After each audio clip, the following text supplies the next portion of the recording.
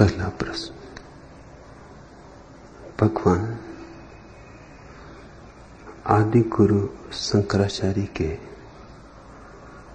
जगत मिथ्या ब्रह्म सत्य सूत्र का खंडन करते हुए आपने कहा कि जगत भी सत्य है और ब्रह्म भी सत्य है, लेकिन सत्य की परिभाषा है वह जो कि नश्वर नहीं है। इसलिए जगत जो कि नश्वर है सत्य कैसे होगा? मिथ्या ही होगा। ब्रह्म अनश्वर है इसलिए सत्य है। आपसे अनुरोध है कि सत्य की परिभाषा करते हुए इस पहलू पर प्रकाश डालें। पंडित ब्रह्म प्रकाश।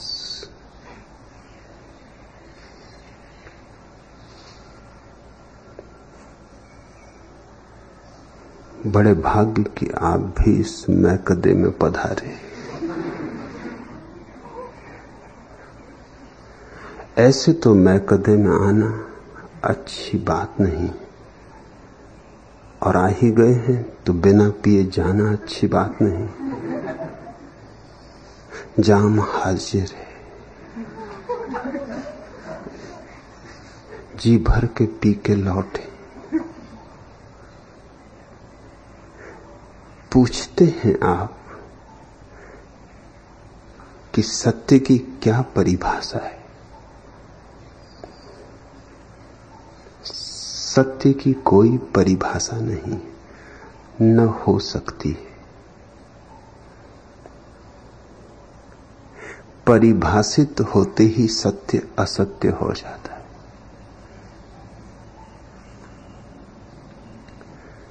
सत्य तो अनिर्वचनीय है। कैसे उसकी परिभाषा होगी, कैसे उसकी व्याख्या होगी? सत्य तो शब्दों में आता नहीं, छूट छूट जाता है। सत्य तो शब्दातीत है, मनातीत है। सत्य अनुभव है, और ऐसा अनुभव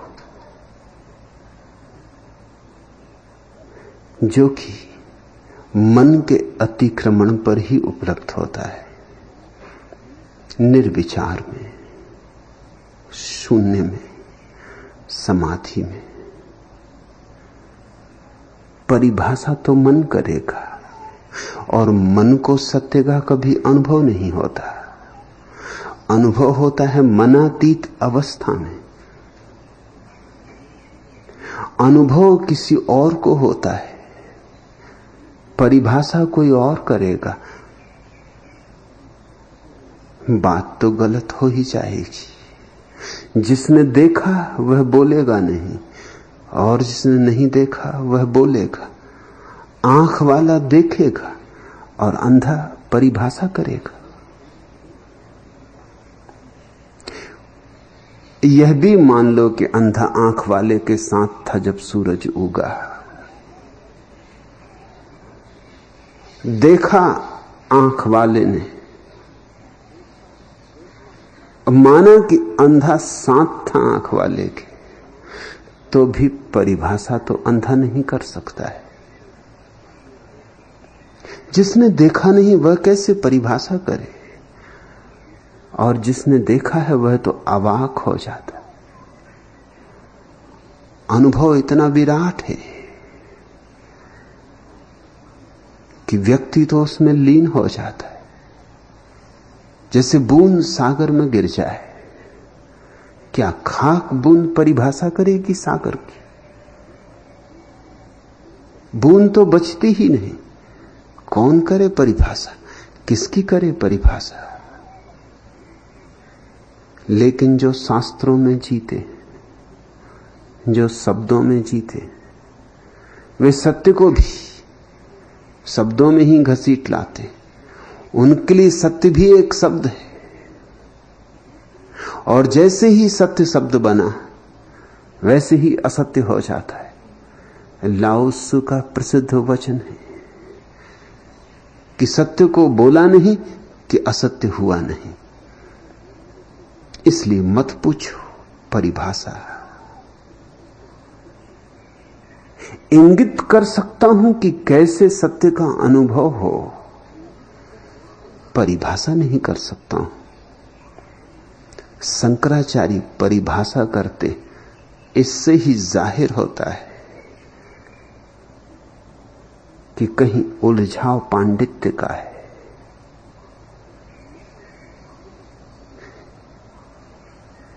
न तो अग्नि शब्द में अग्नि है, न प्रेम शब्द में प्रेम है, और न सत्य शब्द में सत्य है।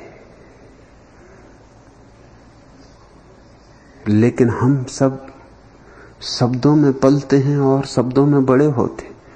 शब्दों की ही शिक्षा है, शब्दों का ही जाल है। हम भूल ही जाते हैं कि जीवन का शब्दों से कुछ लेना देना नहीं। और शब्दों के साथ एक बड़ी अड़चन कि शब्द हमेशा बांटते, काटते, तोड़ते। उनकी भी मजबूरी है। शब्दों की सीमा होती, अनुभव असीम होते। शब्द बेचारा करे भी क्या, उसकी अपनी असमर्थता है, विवश है। वह तो तोड़ेगा, खंडित करेगा, विश्लेषण करेगा। जैसे रात और दिन एक ही सिक्के के दो पहलू,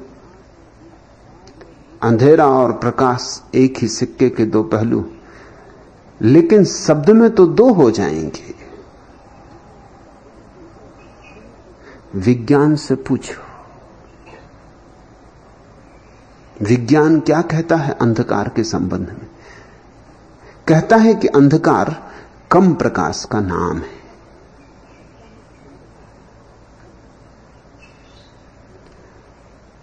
और प्रकाश कम अंधकार का नाम है। दोनों में भेद कुछ भी नहीं, सघनता का या विरलता का, पर गुणात्मक कोई भेद नहीं। सर्द और गर्म अलग अलग शब्द हैं। स्वभाव था ठंडी चाय और गर्म चाय में भेद है।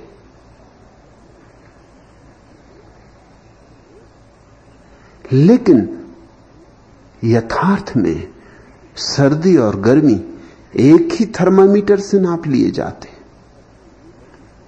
तो उनमें भेद गुणात्मक नहीं है, मात्रात्मक है, परिमाणात्मक है।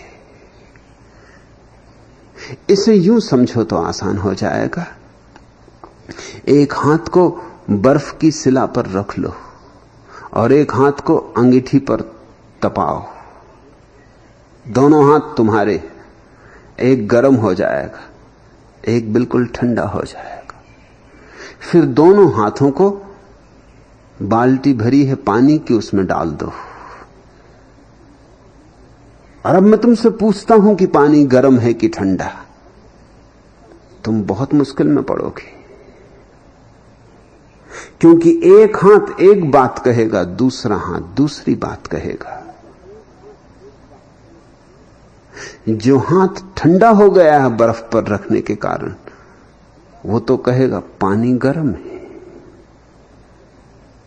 और जो हाथ गर्म हो गया है अंगीठी पर तापने के कारण, वो कहेगा पानी ठंडा है। तुलना की बात हो गई। फिर पानी ठंडा है कि गर्म?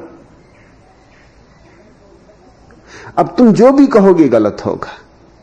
ठंडा कहो तो एक हाथ इंकार करेगा और गर्म कहो तो दूसरा हाथ इंकार करेगा। या तो पानी दोनों है या पानी दोनों नहीं। किस हाथ की मानोगे, बाएं की कि दाएं की? वामपंथी हो गए कि दक्षिणपंथी? और दोनों हाथ तुम्हारे, और दोनों की जानकारी तुम्हें मिल रही है। किसकी जानकारी सच है, किसकी सूचना सत्य है? दोनों ही सत्य सूचना दे रहे हैं एक अर्थों में, दोनों अपना अपना अनुभव कह रहे हैं।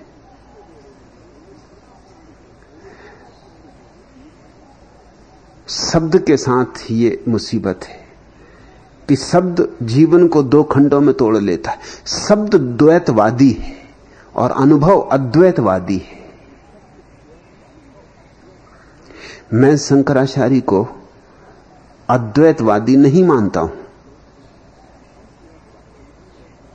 शंकराचार्य लाख उपाय करें अद्वैतवादी अपने को घोषित करने का, द्वैतवादी है। मैं अद्वैतवादी हूं। इसलिए कहता हूं शंकराचार्य को द्वैतवादी कि वो माया और ब्रह्म को तोड़ते, एक को कहते हैं सत्य, एक को कहते हैं असत्य। मैं अद्वैतवादी हूं, मैं तोड़ता ही नहीं। मैं कहता हूं दोनों एक ही सिक्के के दो पहलू हैं, एक प्रगट एक अप्रगट, एक व्यक्त एक अव्यक्त। और जो व्यक्त है वो भी अव्यक्त का ही अंश है, और जो अव्यक्त है वो भी व्यक्त से जुड़ा है, संयुक्त है। क्षण भर को पृथक नहीं, कण भर को पृथक नहीं। शंकराचार्य माया को कहते मिथ्या। माना कि जगत क्षणभंगुर है, लेकिन क्षणभंगुर का अर्थ समझ लेना। क्षणभंगुर का इतना ही अर्थ होता है कि परिवर्तनशील है। तुमने जगत में कोई चीज मिटते देखी, कहते तो हो नश्वर, सुन लिया होगा शब्द, मगर तुमने जगत में किसी चीज को मिटते देखा? मिटा सकते हो कोई चीज? रेत का एक कण तुम्हें दे देता हूं, मिटा सकते हो इसे? कहते तो हो नश्वर, मिटा के दिखा दो। विज्ञान हार गया है। विज्ञान कहता है इस जगत में कोई चीज न तो मिटाई जा सकती है और न कोई चीज बढ़ाई जा सकती है। एक रेत का कण भी तुम मिटा नहीं सकते। हां, यह कर सकते हो कि पीस डालो, मगर एक कण बहुत कणों में बदल जाएगा। है तो अभी भी, रूप बदल गया, सत्ता तो नहीं गई।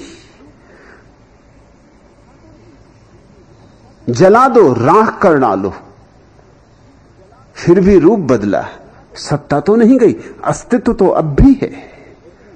जाओ सागर में फेंक दो, खो गया सागर में। तरंगें दूर दूर तक कणों को ले जाएंगी, अब कहीं दिखाई नहीं पड़ता, मगर कहीं भी ले जाएं तरंगें, है अभी भी। दिखाई भी ना पड़े तो भी है अभी भी। पानी गर्म होकर वाष्पीभूत हो जाता है, अब दिखाई नहीं पड़ता, लेकिन क्या तुम सोचते हो मिट गया? फिर वर्षा में वर्षा कैसे होती? जो मिट गया था वो फिर प्रकट कैसे होता है? मिटा नहीं था, केवल अदृश्य हो गया था। आंख की देखने की क्षमता के पार हो गया था। आंख की बड़ी छोटी सी सीमा है, आंख के देखने की सीमा बहुत छोटी है। नीचे भी बहुत है देखने को, उस सीमा के पार भी बहुत है देखने को। भाप तुम्हारी आंख नहीं देख पाती, मगर फिर ठंडक ले आओ, बर्फ के कण बरसा दो, भाप फिर दिखाई पड़ने लगेगी, फिर पानी होके बरस उठेगी। मिटा नहीं सकते तुम। नश्वर कहते हो, उधार। शास्त्र में पढ़ लिया कि जगत नश्वर है, कभी सोचा नहीं, कभी विचारा नहीं कि इस जगत में किसी चीज को मिटते देखा है, कि यूं ही कह दिया नश्वर है। सुनी सुनाई बात दोहरा दी, पिटी पिटाई बात दोहरा दी कि जगत नश्वर है। जगत सदा से है, कभी मिटा नहीं, और सदा रहेगा। नश्वर का केवल इतना ही अर्थ हुआ कि रूप बदलते, लेकिन रूप बदलने से सत्ता तो नहीं जाती, अस्तित्व तो नहीं जाता। जवान बूढ़ा हो गया, सत्ता तो बनी है। बच्चा जवान हो गया, सत्ता तो बनी है। और अब तो विज्ञान ने उपाय खोज लिया, स्त्री पुरुष हो जाए, पुरुष स्त्री हो जाए, सत्ता तो बनी है। जब तुम मर जाते हो तब भी कुछ मरता नहीं, मृत्यु होती ही नहीं, रूप बदल जाता है। एक घर से दूसरे घर में चले गए, इससे कुछ मिटना तो नहीं हो गया। एक गांव में ना बसे दूसरे गांव में बस गए, एक देह में ना बसे दूसरी देह में बस गए। और आवारा भी हो जाओ, किसी घर में ना बसो, झाड़ों के नीचे ही टिकने लगो। आज इस सराय में, कल उस सराय में, आज इस होटल में, कल उस होटल में, तो भी क्या फर्क पड़ता है? तुम हो। इस जगत में कुछ भी कभी नहीं मिटा है और न कभी मिटेगा। नश्वर कैसे कहते हो? सिर्फ रूपांतरण को, परिवर्तन को। लेकिन परिवर्तन के भीतर भी अनसंयुक्त, अपरिवर्तित मौजूद है। जैसे कि माला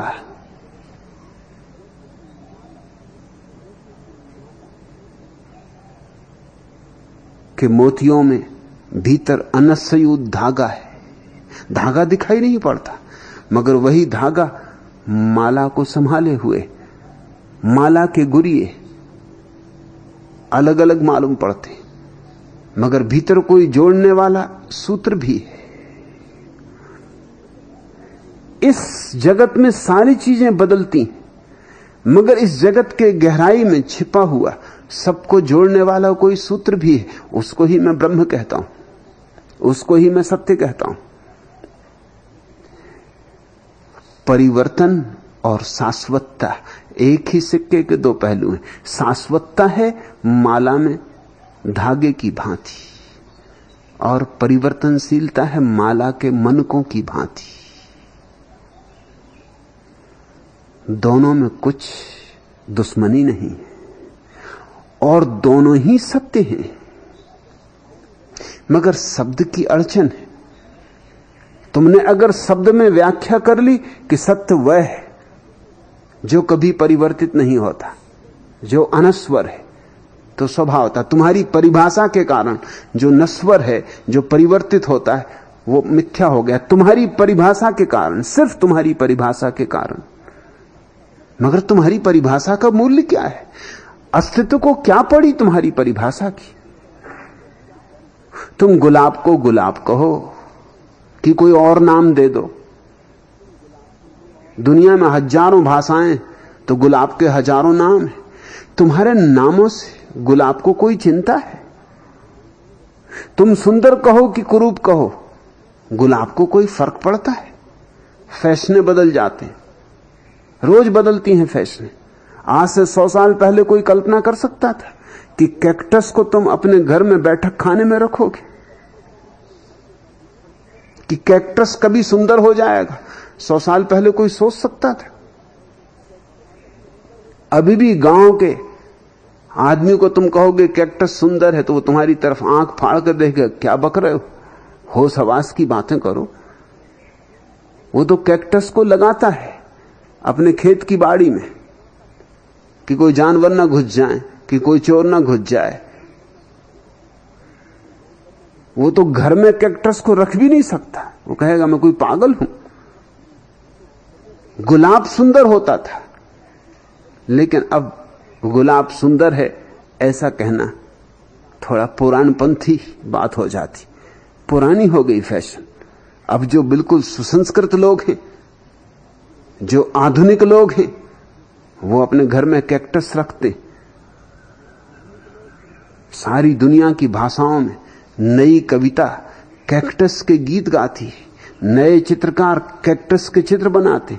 गुलाब दकियानूसी हो गया। अब कौन पूछता गुलाब को? गुलाब अब अभिजात्य का प्रतीक हो गया और कैक्टस दरिद्र नारायण, सर्वहारा। और ये तो साम्यवाद का युग है, समाजवाद का युग है। समाजवाद में वो गुलाब की प्रशंसा, शर्म नहीं आती, संकोच नहीं होता। गए राजा महाराजा, गए गुलाब और कमल भी, अब तो कैक्टस की पूजा होगी, अब तो कांटे सुंदर। सर्वहारा बेचारा कांटा, जिसकी कभी कोई प्रशंसा किसी ने नहीं की। कोई कालिदास, कोई भवभूति, कोई शेक्सपियर, कोई मिल्टन, चिंता ही नहीं किया। सब राज परिवारों की प्रशंसा करते रहे, सब दरबारी थे, सब जी हजूर थे। किसी ने इस सम्राट की प्रशंसा की, किसी ने उस सम्राट की। गुलाब के दिन लद गए, कैक्टस का वक्त आ गया। मगर न कैक्टस को पड़ी है कुछ, न गुलाब को पड़ी है कुछ। गुलाब गुलाब है, कैक्टस कैक्टस है। तुम चाहे प्रशंसा करो चाहे निंदा करो, तुम्हारी व्याख्याओं से कुछ फर्क नहीं पड़ता है। तुमने व्याख्या कर ली कि सत्य वह जो शाश्वत है। तुम सत्य को जानते हो, बिना जाने व्याख्या कर ली, फिर व्याख्या में जकड़ गए।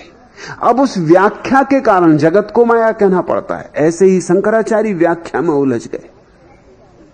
जब ब्रह्म को शाश्वत कह दिया, अपरिवर्तनीय कह दिया, अनस्वर कह दिया, तो परिभाषा ने मजबूरी खड़ी कर दी। जगत को मिथ्या कहो, झूठ कहो, स्वप्नवत कहो, लेकिन यह परिभाषा की मजबूरी है। अस्तित्व की इसमें कोई बात नहीं उठी। बुद्ध ने परिभाषा ऐसी नहीं की। बुद्ध ने कहा जगत परिवर्तनशील है। यूनान में बहुत बड़े रहस्यवादी चिंतक मनीषी हेराक्लाइटस ने कहा जगत सतत परिवर्तन, जैसे नदी बह रही, जैसे गंगा बह रही। हेराक्लाइटस ने कहा तुम एक ही नदी में दोबारा नहीं उतर सकते, इतनी तेजी से धार बह रही है। मगर यही सत्य है। क्योंकि हेराक्लाइटस और बुद्ध ने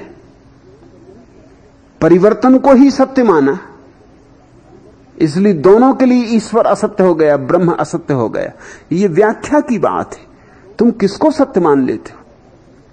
हेराक्लाइटस और गौतम बुद्ध कहते हैं कि जो जगत दिखाई पड़ रहा है यह तो परिवर्तनशील है, और यही हमारा प्रत्यक्ष अनुभव है कि सारा जगत एक प्रवाह है। ये जो प्रवाहमान है यही सत्य है।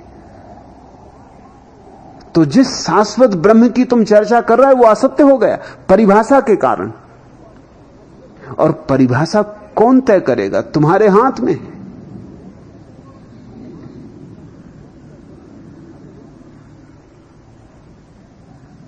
रज्जब कहते हैं ज्यों था त्यों ठहराया, जैसा था वैसा ही ठहरा दिया, अर्थात शाश्वत में प्रवेश कर लिया जहां कोई परिवर्तन नहीं। ये रज्जब की परिभाषा हुई। बुद्ध कहते हैं चरे वे थी, चरे वे थी, चले चलो, चले चलो, ठहरना मत, क्योंकि ठहरे कि झूठ हुए। गति सत्य है, गत्यात्मकता सत्य है, अगति असत्य है। और विज्ञान भी बुद्ध से राजी है। इसलिए पश्चिम में जहां विज्ञान का प्रभाव बढ़ा है वहां शंकराचार्य का कोई प्रभाव नहीं बढ़ रहा है, वहां बुद्ध का प्रभाव बढ़ रहा है। क्योंकि विज्ञान का अनुभव है कि जगत परिवर्तनशील है, और गौतम बुद्ध ने सबसे पहले जगत की परिवर्तनशीलता को अंगीकार किया। इतनी गहराई से अंगीकार किया कि बुद्ध ने कहा हमें संज्ञाएं मिटा देनी चाहिए भाषा से, क्योंकि संज्ञाएं भ्रांति देती, हमें सिर्फ क्रियाएं बचानी चाहिए। जैसे तुम कहते हो नदी है, नहीं कहना चाहिए, क्योंकि नदी एक क्षण को भी है कि अवस्था में नहीं होती। नदी हमेशा बहाव है, ठहराव नहीं, प्रवाह है, स्थिरता नहीं, गति है, स्थिति नहीं। तो कहो कि नदी हो रही है, मत कहो कि है कहने में झूठ है। तुम कहते हो वृक्ष है, जब तुम कह रहे हो वृक्ष है तब भी वृक्ष में नए पत्ते निकल रहे हैं, पुराने पत्ते गिर रहे हैं, नई जड़ें आ रही, वृक्ष उठ रहा है ऊपर, फूल खिल रहा है, फल पक रहा है, और तुम कहते हो है में तो ऐसा लगता है ठहरा है। बुद्ध कहते हैं वृक्ष हो रहा है, क्रिया है, संज्ञा नहीं। तुम भी हो रहे हो, बच्चा जवान हो रहा है, जवान बूढ़ा हो रहा है, बूढ़ा जीवन के द्वार से मृत्यु के द्वार में प्रवेश कर रहा है। प्रतिपल चीजें बदल रही हैं, क्योंकि बुद्ध ने सत्य की यही परिभाषा की, प्रवाह है, सत्य है। तो फिर जो भी प्रवाह में नहीं है वो असत्य। इसलिए बुद्ध ने ईश्वर को नहीं माना, ब्रह्म को नहीं माना। हेराक्लितु ने भी ब्रह्म को नहीं माना, ईश्वर को नहीं माना, अस्तित्व की गतिमयता को माना। लेकिन मैं मानता हूं कि दोनों ने अधूरी बात कही। शंकराचार्य ने शाश्वतता की बात कही, बुद्ध ने गत्यात्मकता की बात कही। मेरा अनुभव है कि दोनों आधी बात कह रहे हैं, और जब भी तुम आधी बात कहोगे तब अड़चन होगी, शेष आधे को इंकार करना पड़ेगा। अगर जगत को कहो कि गर्म है तो ठंडा माया है, झूठ है, कहना ही पड़ेगा। और अगर कहो जगत ठंडा है तो गर्मी झूठ है, माया है। पसीना भी बहे तो भी मानना पड़ेगा कि झूठ है, पसीना भी झूठ है। अनुभव में भी आए गर्मी तो भी नकारना पड़ेगा। मैं जीवन को उसकी समग्रता में अंगीकार करता हूं। मुझे विरोधाभास में जरा भी अड़चन नहीं, क्योंकि मैं मानता हूं सत्य विरोधाभासी ही है। सत्य अनिवार्य रूप से विरोधाभासी है। तुमने पूछा पंडित ब्रह्म प्रकाश कि आदि गुरु शंकराचार्य के जगत मिथ्या ब्रह्म सूत्र का खंडन करते हुए आपने कहा कि जगत भी सत्य है और ब्रह्म भी सत्य है। अगर जगत असत्य है तो क्या आदि और क्या अंत? अगर जगत असत्य है तो शंकराचार्य कभी हुए ही नहीं। जब जगत ही असत्य है तो इस जगत में कैसे पैदा होगे? जब जगत ही असत्य है तो शास्त्र कैसे लिखोगे? शास्त्र के होने के लिए भी जगत का सत्य होना जरूरी है। शंकराचार्य कागज को स्याही से रंगते रहे, स्याही भी असत्य, कागज भी असत्य, शंकराचार्य भी असत्य। और किन के लिए लिख रहे हो? जो असत्य हैं उनके लिए, जो मिथ्या हैं उनके लिए? पागल हो? ये तो पागलों जैसी बात हुई कि एक पागल आदमी किसी से बात कर रहा है जो है ही नहीं वहां। तुम पागल को पागल क्यों कहते हो? इसीलिए कि जो नहीं है उसको वो मानता है, वो किसी से बात कर रहा है, गुफ्तगू कर रहा है। एक पागल खाने की दीवार से कोई 2 घंटे से कान लगाए बैठा था। सुपरिंटेंडेंट कई बार वहां से आया गया और वो कान ही लगाए बैठा था। सुपरिंटेंडेंट की भी उत्सुकता जगी कि क्या सुन रहा है। उसने पूछा कि भाई क्या सुन रहे हो? उसने कहा कि शांत, चुप। सुपरिंटेंडेंट की जिज्ञासा और घनी हो गई। उसने भी कान लगाया दीवार से। कोई 15 मिनट सुनने के बाद कुछ सुनाई पड़े ना। उसने पूछा पागल को कि मुझे तो कुछ सुनाई नहीं पड़ता। पागल ने कहा कि 2 घंटे मुझे भी हो गए, मुझे भी कुछ सुनाई नहीं पड़ता।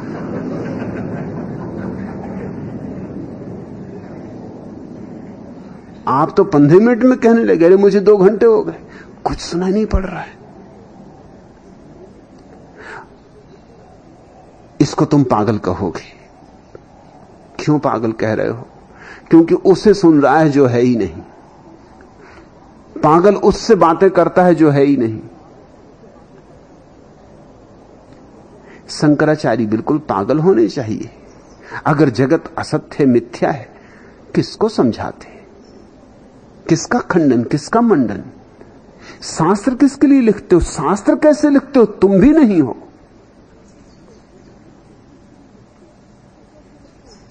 शंकराचार्य कहते हैं मेरा तेरा सब झूठ। और कथा तुमसे मैं कहूं जिसमें पता चलता है कि मेरा तेरा झूठ नहीं। शंकराचार्य ने मंडन मिश्र से विवाद किया, महत्वपूर्ण विवाद हुआ, 6 महीने विवाद चला। मंडन मिश्र उस समय के बड़े ख्यातिलब्ध पंडित थे, लेकिन शंकराचार्य की तर्क प्रक्रिया जरूर मंडन मिश्र से श्रेष्ठ थी। प्रखर था तर्क शंकराचार्य का, मगर तर्क से कुछ होता नहीं। हरा दिया मंडन मिश्र को। अध्यक्षा कर रही थी मंडन मिश्र की पत्नी भारती, क्योंकि कोई व्यक्ति चाहिए था जो निर्णय दे सके, और सिवाय भारती के कोई ऐसा व्यक्ति उपलब्ध न था जो शंकराचार्य और मंडन मिश्र के विवाद की अध्यक्षता करे।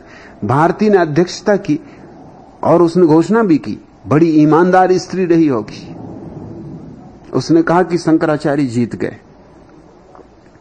मंडन मिश्र हार गए। अपने पति को घोषित कर दिया कि हार गया।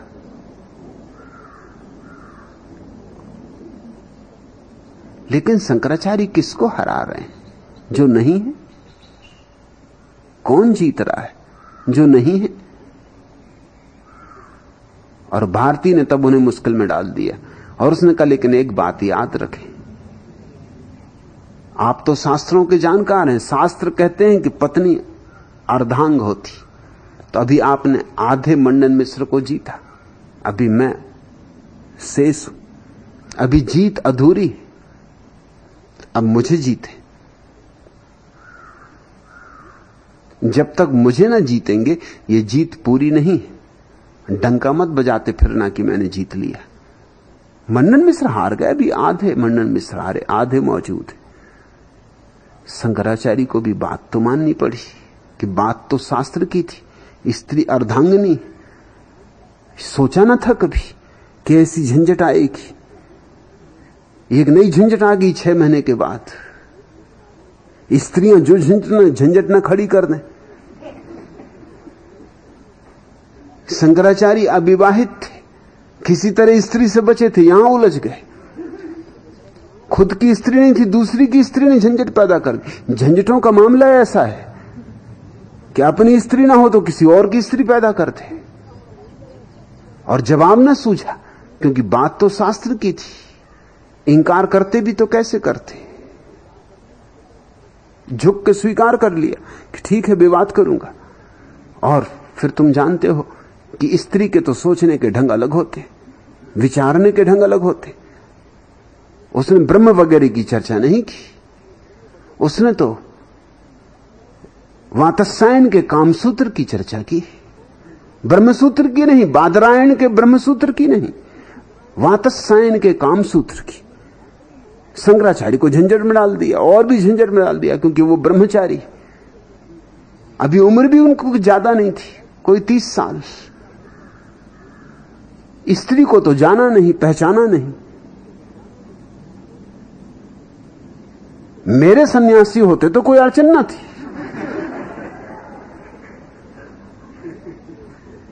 पुरानी ढपके सन्यासी थे, कामसूत्र पर क्या कहें। निवेदन किया कि मुझे 6 महीने की छुट्टी दी जाए ताकि मैं कामसूत्र का अध्ययन करूं, काम वासना के संबंध में कुछ विचार करूं तब विवाद चले आगे। भारती ने कहा कि ठीक है, 6 महीने बाद आ जाएं। तब कहानी कहती है कि शंकराचार्य ने अपनी देह छोड़ी, शिष्यों के पास अपनी देह रखवा दी एक गुफा में, और शिष्यों से कहा मेरी देह की फिक्र करना, क्योंकि 6 महीने बाद मैं वापस लौटूंगा।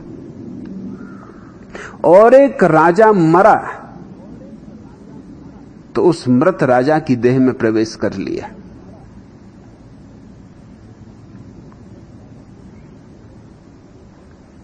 ताकि काम वासना का अनुभव किया जा सके। शंकराचार्य के मानने वाले इस बात को बड़े गौरव से उल्लेख करते, क्योंकि ये बड़े चमत्कार की बात है। अपनी देह छोड़ना, दूसरे की देह में प्रवेश करना, पर काया प्रवेश। मगर मैं पूछता हूं, ये मेरे तेरे का भेद कैसा? काया तो काया है, काया तो माया है, इसमें मेरा और तेरा क्या? अगर काम वासना का अनुभव करना था तो अपनी ही काया से क्यों ना कर लिया? इसमें किसी दूसरे की काया में प्रवेश करके किया। ये बात तो बड़ी बेईमानी की मालूम पड़ती। इसमें दोहरी बेईमानी हो गई। एक तो राजा की पत्नी को धोखा दिया, क्योंकि राजा की पत्नी समझी कि राजा पुनरुज्जीवित हो उठा है। वो तो अपना पति मानकर ही संभोग करती रही राजा से। एक तो दूसरे की पत्नी को धोखा दिया, ये व्यभिचार है, बलात्कार है। और मजा ये धोखा किस लिए दिया? ये धोखा इसलिए दिया कि मेरी काया तो ब्रह्मचारी की काया। काया का भी जैसे कोई ब्रह्मचरी होता है, ब्रह्मचरी तो आत्मा का होता है। ये जो लोग कहते हैं कि सारा संसार माया है, काया माया है, ये सब मिट्टी है, ये भी मानते नहीं कि मिट्टी है। मिट्टी मिट्टी में भी भेद। अपनी मिट्टी, उसकी मिट्टी, उसकी मिट्टी खराब करो ठीक, अपनी मिट्टी बचाओ। मिट्टी पे भी ऐसा आग्रह, ऐसी आसक्ति। अपनी मिट्टी तो रख गए शिष्यों के पास कि 6 महीने तक रक्षा करना, कोई कीड़े मकोड़े ना लग जाएं, शरीर सड़ ना जाए, इसकी फिक्र करना, हिफाजत करना। अपनी मिट्टी को तो बचा के रख गए और दूसरे की मिट्टी में प्रवेश कर गए। मिट्टी मिट्टी में भी अपना और तेरे का भेद है। फिर ये सब माया और ब्रह्म की बातें बकवास है।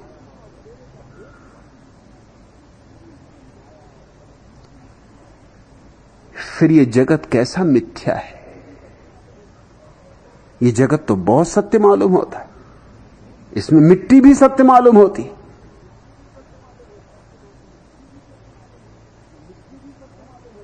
यह किस बात की सूचना हुई? और मजा यह कि शंकराचार्य के मानने वाले मानते हैं उनका ब्रह्मचर्य खंडित नहीं हुआ।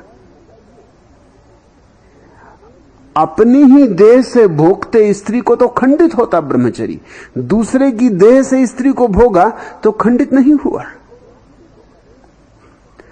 तो ब्रह्मचर्य का अर्थ हुआ कुछ देह की बात है, आत्मा के अस्तित्व को संबंध नहीं। फिर इसको ब्रह्मचर्य क्यों कहते हो? ब्रह्मचर्य शब्द में ही ब्रह्म समाया हुआ है।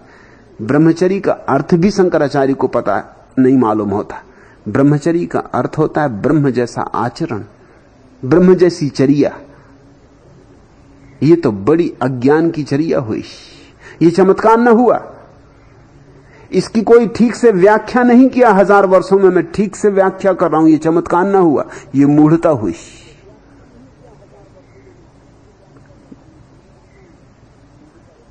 सच तो यह है, ये कहानी गढ़ी होगी। ये सिर्फ ब्रह्मचर्य को बचाने के लिए, बढ़ाने के लिए, ब्रह्मचर्य के लिए आवरण खड़ा करने के लिए कहानी गढ़ी होगी। भोग तो किया होगा उसी देह से। भोग करने वाला तो वही है। और अगर कोई ये कहे कि वो तो साक्षी भाव से भोग की, तो अपनी देह में कर लेते साक्षी भाव से। इसमें दूसरे की देह में जाने की क्या जरूरत थी? और दूसरी की स्त्री को धोखा देने की क्या जरूरत थी? कम से कम ईमानदारी तो होनी ही चाहिए। धर्म का इतना तो बुनियादी आधार होना चाहिए। और एक घटना है कि शंकराचार्य सुबह सुबह स्नान करके काशी के घाट पर प्रभु स्मरण करते हुए ब्रह्म मुहूर्त में सीढ़ियां चढ़ रहे थे और एक शूद्र ने उन्हें छू लिया। शूद्र को छूते ही वो नाराज हो गए और कहा कि अंधे मूढ़, तुझे शर्म नहीं आती? शूद्र होकर ब्राह्मण को छू लिया। जगत माया है, शूद्र सत्य। मत कहो कि जगत माया ब्रह्म सत्य, कहो जगत माया शूद्र सत्य। कहां का ब्रह्म? कैसा ब्रह्म? शूद्र सत्य है। और शंकराचार्य ने कहा मुझे फिर स्नान करना पड़ेगा, तूने अपवित्र कर दिया। मिट्टी मिट्टी को छू गई। एक मिट्टी शूद्र की, एक मिट्टी ब्राह्मण की। मिट्टी भी ब्राह्मण और शूद्र होती। शंकराचार्य से तो लगता है कि शूद्र ही ज्यादा समझदार था। शूद्र ने कहा, प्रार्थना करता हूं महात्मन, मेरे प्रश्नों के उत्तर दें। पहला तो यह कि मेरी देह ने आपकी देह को छुआ, क्या देह भी शूद्र और ब्राह्मण होती? मैं भी नहाया हुआ हूं, आप भी नहाए हुए, मैं गैर नहाया हुआ नहीं। मैं भी नहा के गंगा से आ रहा हूं। गंगा ब्राह्मण को ही पवित्र करती, शूद्र को नहीं। और आप ही नहीं ईश्वर का स्मरण कर रहे हैं, मैं भी स्मरण कर रहा हूं। तो ईश्वर का स्मरण आपको ही शुद्ध करता है, मुझे नहीं। तो यह भेदभाव ईश्वर की दुनिया में भी जारी है। गंगा भी पक्षपाती। तो मैंने आपको छू दिया तो क्या बिगड़ गया? अगर आपको मैंने छू दिया, मैं अपवित्र नहीं हुआ, तो आप कैसे अपवित्र हो गए? और अगर आप कहते हो कि यह सवाल देह का नहीं आत्मा का है, तो मैंने एक तो आपकी आत्मा छुई नहीं। आत्मा छुई जा सकती नहीं। अगर ठीक समझो तो आत्मा ही एकमात्र अछूत है। छुई जा सकती ही नहीं, इसलिए अछूत। अछूत का मतलब छूने योग्य नहीं, ऐसा नहीं, छूने के पार है, ऐसा। स्पर्श नहीं किया जा सकता। फिर भी अगर आप कहते हो कि आत्मा छू लेने से अपवित्र हो गई, तो मैं ये पूछता हूं कि आत्मा भी अपवित्र हो सकती? आत्मा तो स्वभावतः पवित्र है, स्वरूपतः पवित्र है। वह तो ब्रह्म ही है, स्वयं ब्रह्म।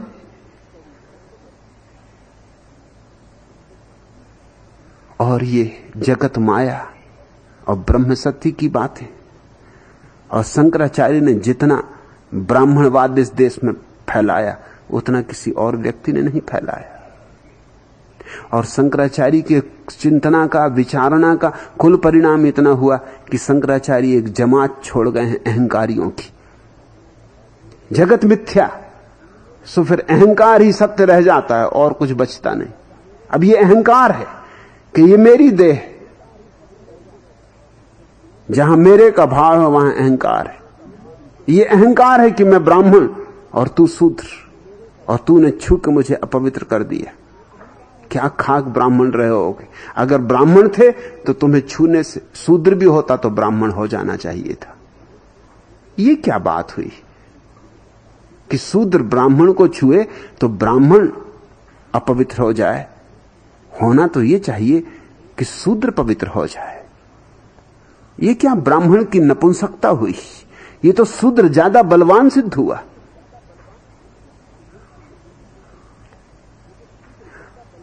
लेकिन हमारे बड़े मजे हैं। हम तोतों की तरह दोहराए जाते हैं। पंडित ब्रह्म प्रकाश, तुम पूछ रहे हो कि सत्य की परिभाषा है वह जो कि नश्वर नहीं। यह परिभाषा तुम्हें कहां मिली, कैसे मिली? सत्य को जाना है? मैं कहता हूं मैंने जाना है और ऐसा पाया है कि सत्य नश्वर भी है, अनश्वर भी। सत्य संसार भी है, ब्रह्म भी। सत्य देह भी है, आत्मा भी। सत्य के ये दो पहलू हैं, इनमें कुछ विरोधाभास नहीं, इनमें बड़ा तालमेल है, इनमें बड़ा गहन ऐक्य है, अद्वैत है। इनके बीच संगीत पूर्ण लयबद्धता है। तुम ही देखो तुम्हारे देह में और तुम्हारी आत्मा में कैसी लयबद्धता है। देह प्रफुल्लित हो तो आत्मा प्रफुल्लित होती, आत्मा प्रफुल्लित हो तो देह प्रफुल्लित होती। बड़ी लयबद्धता है। जैसी तुम्हारी देह और आत्मा में लयबद्धता है, ऐसे ही ब्रह्म में और उसकी देह इस विराट संसार में लयबद्धता है। मनुष्य छोटा सा रूप है इस पूरे जगत का, इस जगत की पूरी कथा उसमें लिखी है।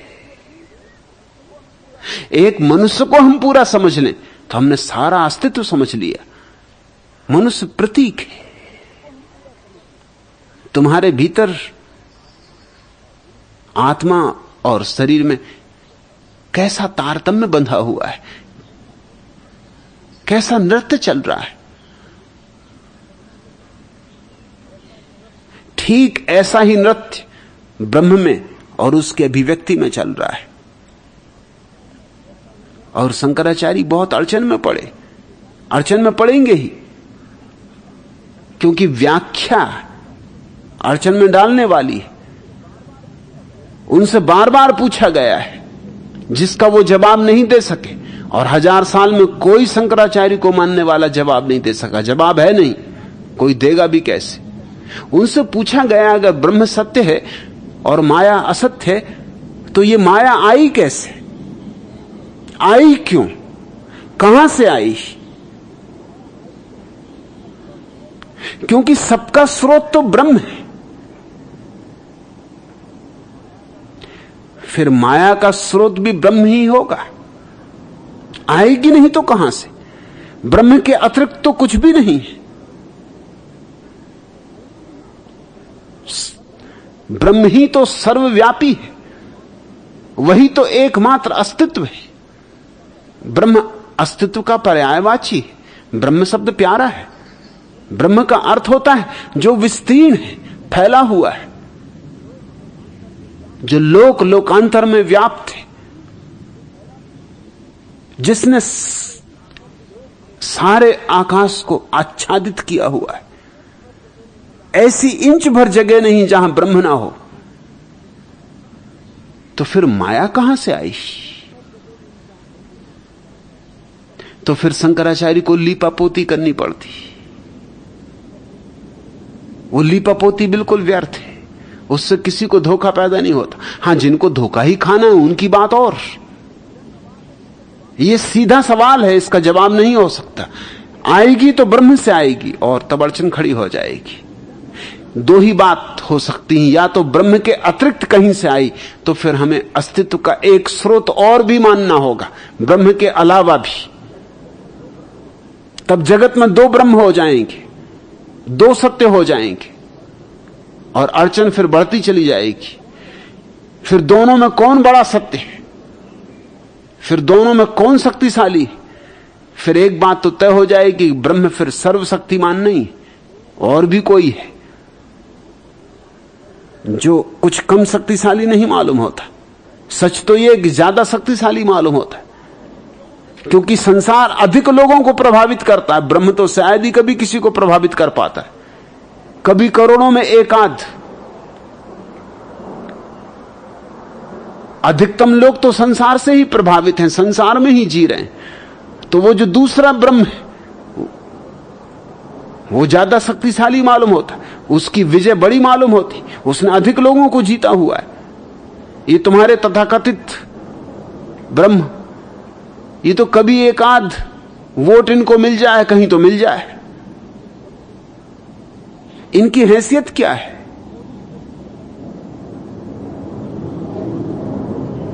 और दूसरा स्रोत मान लिया तो अड़चन और खड़ी हो जाने वाली। फिर सवाल यह है कि हम किस ब्रह्म को खोजें?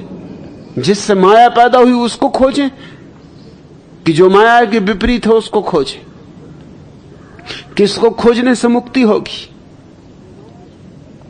और फिर दोनों में संघर्ष होगा। कौन जीतने वाला है? कैसे निर्णय होगा? जो जीते उसी के साथ होना चाहिए। और जीतता तो दिखता है नंबर 2 का ब्रह्म, नंबर 1 का ब्रह्म तो जीतता नहीं दिखता, हारता दिखता, रोज रोज हार होती चली जाती। तो यह तो माना नहीं जा सकता कि एक और स्रोत है। तब फिर एक ही उपाय बचता है कि ब्रह्म से ही माया पैदा हुई। तब एक अड़चन खड़ी होती कि सत्य से मिथ्या कैसे पैदा हो सकता है? सत्य के वृक्ष में मिथ्या फूल लगे? सत्य की हो शाखाएं, सत्य की हो जड़ें और फूल लगे झूठ के? असंभव। सत्य से जो पैदा होगा वह भी सत्य होगा। शंकराचार्य इस परिभाषा में उलझ के बहुत झंझट में पड़ गए। उनकी काफी पिटाई हुई 1000 साल में। होना निश्चित थी। जिम्मेवार वो खुद है। मैं तो मानता हूं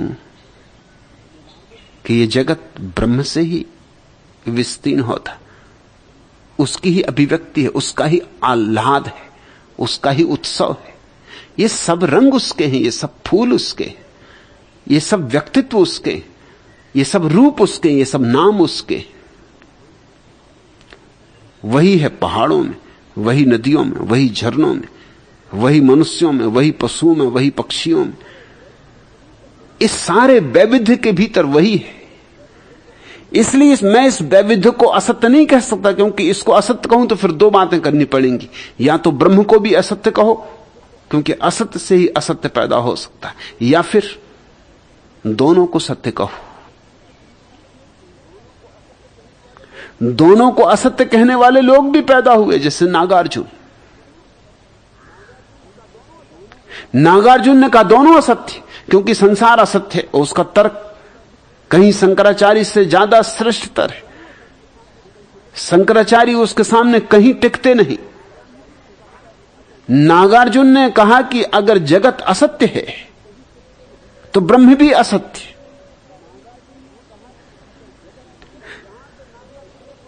जहां से नागार्जुन ने पकड़ा वहीं से मैंने शंकर को पकड़ा है। लेकिन नागार्जुन शंकर के ही तर्क को आगे बढ़ाता है।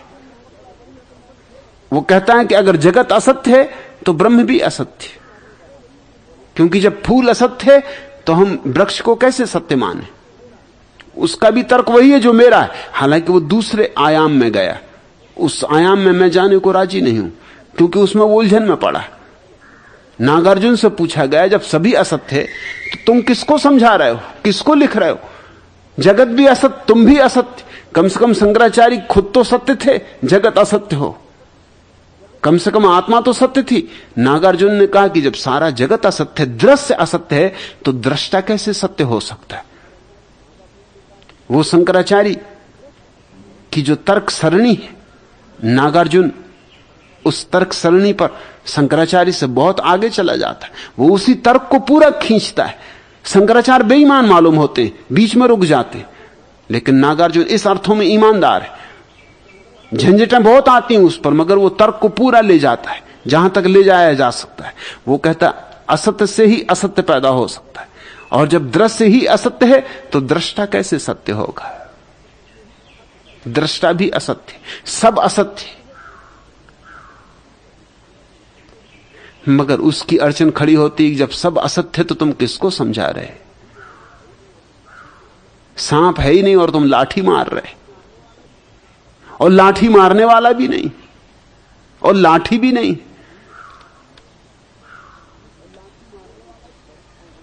मैंने भी तर्क को वहीं से पकड़ा है, लेकिन मैं दूसरे आयाम में ले जा रहा हूं। मैं कह रहा हूं कि जगत भी सत्य है और ब्रह्म भी सत्य है। और मैं जब ये कह रहा हूं तो ये मेरी कोई तार्किक निष्पत्ति मात्र नहीं, ये मेरा अनुभव है। मैं अपनी देह को उतना ही सत्य मानता हूं जितनी अपनी आत्मा को, और इसलिए मैं अपने सन्यासी को कहता हूं संसार को छोड़ना मत। लोग मेरी बात समझें या ना समझें, क्योंकि लोगों के पास पिटी पिटाई धारणाएं, लेकिन मैं जो कह रहा हूं उसके लिए बुनियादी आधार है। मैं ये कह रहा हूं कि संसार को मत छोड़ना, क्योंकि संसार परमात्मा का ही रूप है, उसका ही गीत। गायक छिपा है, गीत सुनाई पड़ा है। जैसे दूर कोयलिया बोले, कोयल दिखाई भी ना पड़े, लेकिन गीत, उसकी गूंज तुम तक आ जाए तो तुम मान लोगे कि कोयल है, क्योंकि गीत है। ये कोयल की कुह कुह पर्याप्त है, प्रमाण है कि कोयल भी होगी, नहीं दिखाई पड़ती, कहीं छुपी है दूर अमराई में, मगर कुहू कुहू की पुकार तुम्हारे प्राणों को गदगद कर जाती, तो कोयल होगी। संसार परमात्मा की कुहू कुहू है। परमात्मा छिपा है किसी गहरी अमराई में, अप्रगट है। तुम्हारे भीतर भी छिपा है, मेरे भीतर भी छिपा है। पत्थर में भी वही सोया हुआ है, बुद्धों में भी वही जागा है।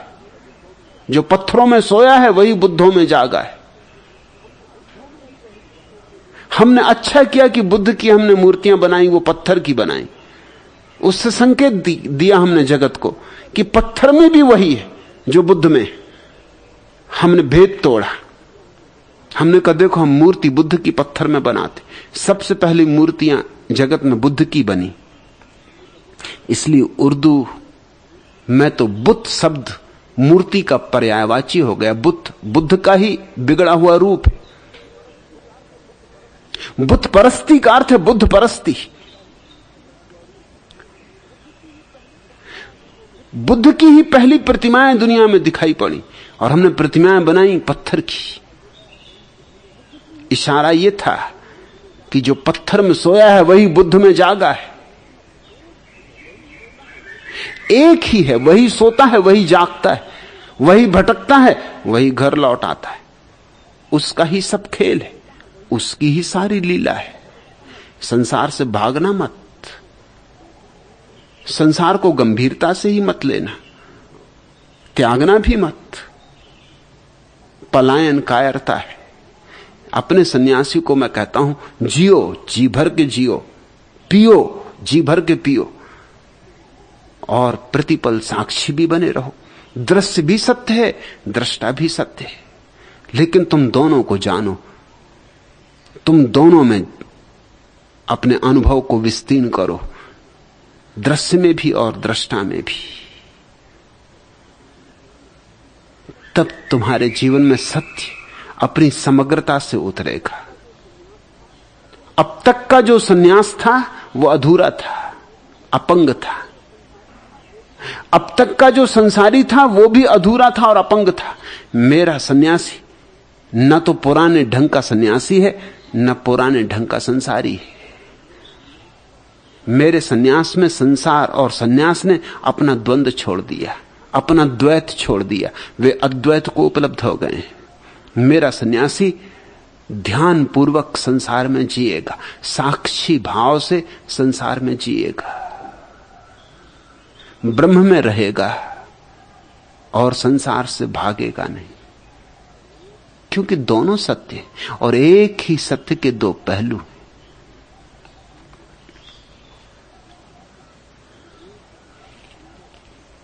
सुन लो पंडित ब्रह्म प्रकाश कबीर क्या कहते। चुवत अमीरस भरत तालजे शब्द उठे आसमानी हो। सरिता उमड़ी सिंधु को सोखे नहीं कछु जाए बखानी हो। चांद सूरज तारागन नहीं वहां रैन बिहानी हो। बाजे बजे सितार बांसुरी रलंकार मृदुवानी हो। कोटि झिल मिले जह तह झलके बिनुजल बरसत पानी हो। 10 अवतार एक रत राजे अस्तुति सहज सियानी हो। कहे कबीर भेद की बातें बिरला कोई पहचानी हो। भेद की बात कोई विरला पहचान पाता है। और क्या है भेद की बात? नहीं कछु जाए बखानी हो। बात ऐसी है कि कहो तो कही नहीं जा सकती, मगर अनुभव की जा सकती है। चुवत अमीरस, वहां जहां अनुभव होता है वहां अमृत झरता है। सत्य एक स्वाद है अमृत का। चुवत अमीरस भरत तालजे, और कुछ छोटी मोटी बूंदाबांदी नहीं होती, ताल भर जाते भीतर, सरोवर उमड़ आते भीतर, मान सरोवर निर्मित हो जाता भीतर। चुवत अमीरस भरत तालजे शब्द उठे आसमानी हो। और भीतर शास्त्र का जन्म होता है, उपनिषद पैदा होते, कुरान जगते, बाइबल बोलती। शब्द उठे आसमानी हो, मगर वो शब्द हमारा नहीं होता, आकाश का होता है, विराट का होता है। हमारा तर्क बहुत पीछे छूट जाता, हम खुद ही बहुत पीछे छूट जाते। वो जो ध्वनि उठती, वो जो शब्द उठता है, हमसे बड़ा, हम उसमें सिर्फ एक झंकार हो जाते। सरिता उमड़ सिंधु को सोखे, और मामला ऐसा है सत्य का, ऐसा बेबूझ पहेली जैसा, इसलिए मैं कहता हूं विरोधाभासी। सरिता उमड़े सिंधु को सोखे, जैसे सरिता उमड़े और सागर को पी जाए।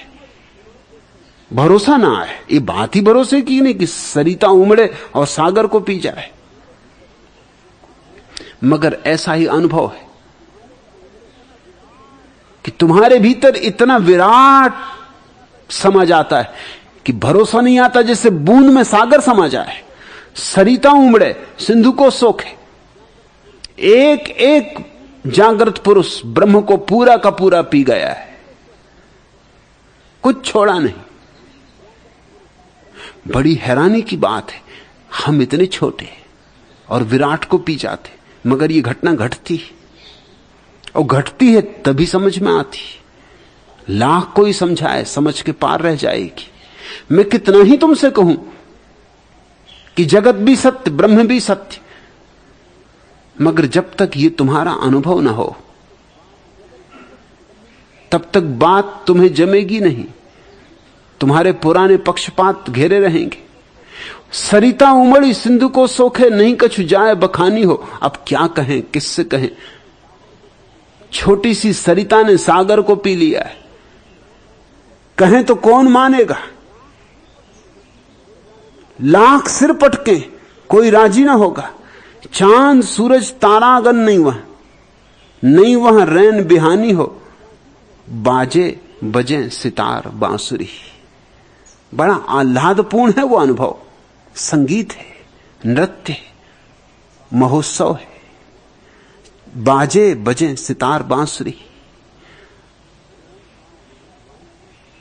रलंकार मृदुवानी हो। कोटि झिलमिले जह तह झलके, जैसे करोड़ों दिए जल गए, सब तरफ झिलमिल झिलमिल हो जाती। तुम्हारे भीतर का दिया क्या जलता है? सबके भीतर के दिए तुम्हें दिखाई पड़ने लगते, उनको नहीं दिखाई पड़ रहे, उनके भीतर के दिए तुम्हें दिखाई पड़ने लगते। बुद्ध ने कहा, जब मैं ज्ञान को उपलब्ध हुआ तो मैंने जाना कि सारा जगत मेरे साथ ज्ञान को उपलब्ध हो गया है। मैंने क्या बुद्धत्व पाया, सारे जगत ने मेरे साथ बुद्धत्व पा लिया। कोटि झिलमिलें जैते झलके, बिनु जल बरसत पानी हो। और बड़ी मुश्किल है, कोई मेघ दिखाई पड़ते नहीं, कोई जल दिखाई पड़ता नहीं, और यूं वर्षा हो जाती, यूं बरसता है, ऐसा घनघोर बरसता है, ऐसा उमड़ घुमड़ के बरसता है, न कहीं बादल दिखाई पड़ते, न कहीं कोई जल दिखाई पड़ता, और वर्षा होती और भिगा जाती, भिगो जाती, गीला कर जाती, आर्द्र कर जाती, रस से भर जाती। चुवत अमीरस भरत तालजे, 10 अवतार एक रथ राजे। और परमात्मा के जितने रूप प्रकट हुए सब एक साथ प्रकट हो जाते।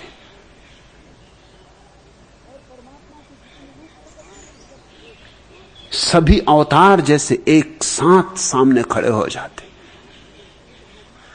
कृष्ण की बांसुरी बजती है, बुद्ध की समाधि जगती है, महावीर का कैवल्य, सब एक साथ।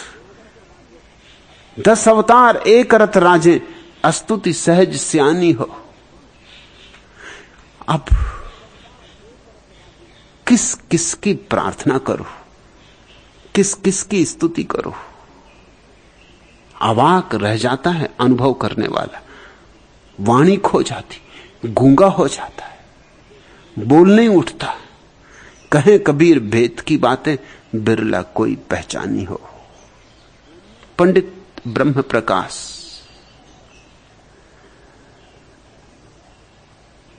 अगर जानना हो तो ध्यान में उतरो, परिभाषा ना पूछो, समाधि में उतरो, तर्कशास्त्र में मत पढ़ो। ऐसे मुझे कुछ अड़चन नहीं है, तर्क मेरे लिए खेल है। तर्क ही करने में किसी को रस आता हो तो मुझे कुछ बेचैनी नहीं। मैं तर्क भी कर सकता हूं,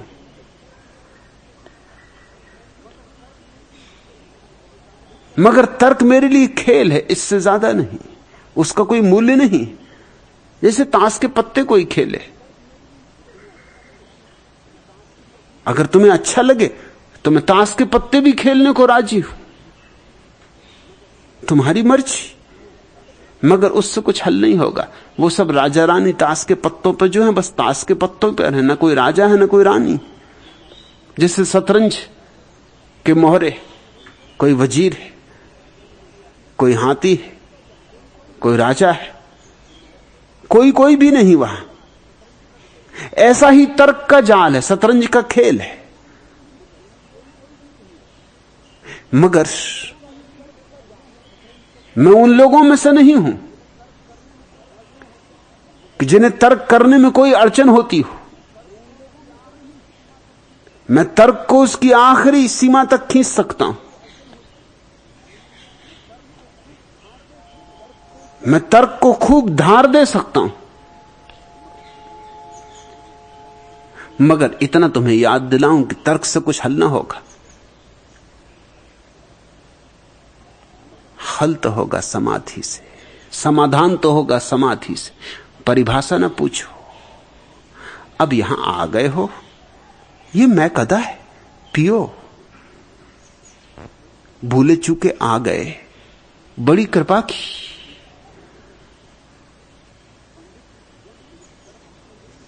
पंडित जन इस तरफ आते नहीं, और आ जाते हैं तो मुश्किल में पड़ जाते हैं। अगर तुम उतार के रख सको अपना पांडित्य, तो ये शराब तुम्हारे लिए भी निमंत्रण है।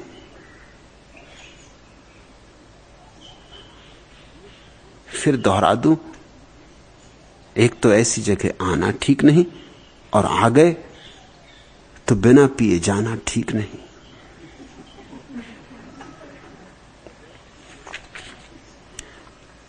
योग प्रीतम का यह गीत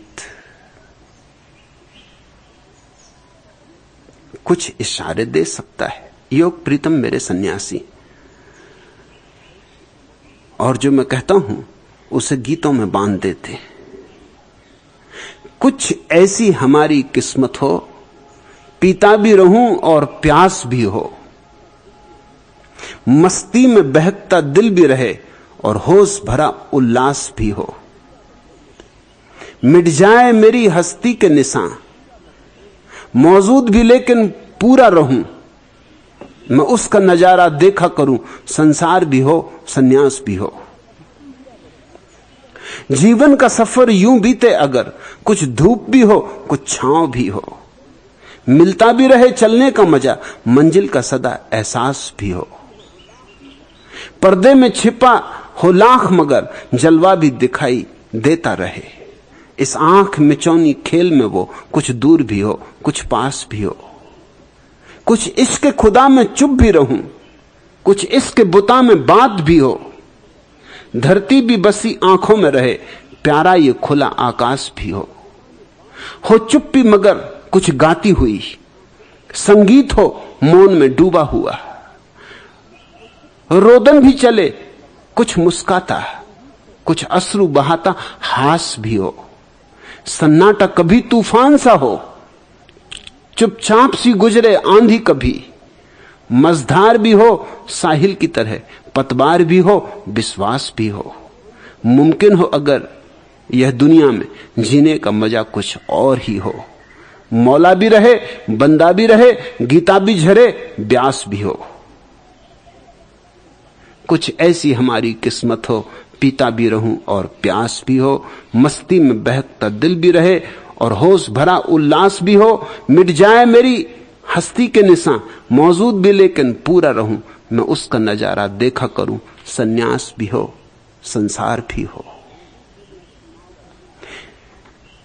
मैं चुनाव करने को नहीं कहता, मैं पूरा पूरा जीने को कहता हूं। समग्र रूप से जीना ही धर्म है, अधूरा जीना ही अधर्म है।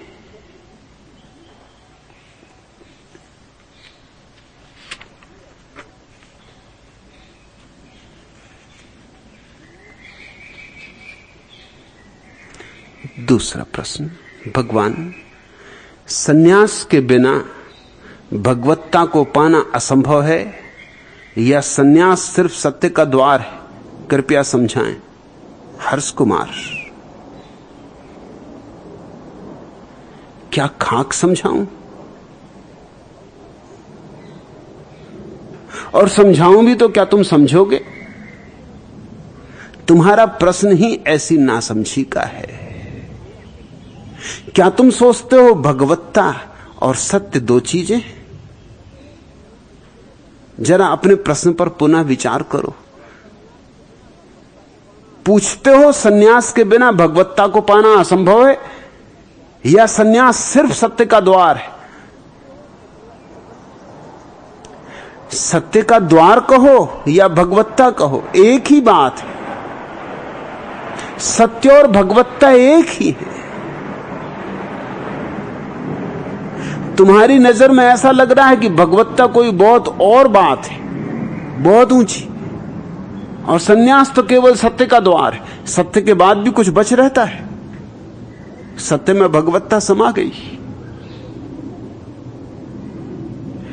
और तुम ऐसे पूछ रहे हो कि सिर्फ द्वार ही हो, तो फिर बिना सन्यास के चल जाएगा, मगर बिना द्वार के प्रवेश कैसे करोगे? पूछते हो या सिर्फ द्वार ही है, तो तुम्हारा क्या दीवार से घुसने का इरादा है?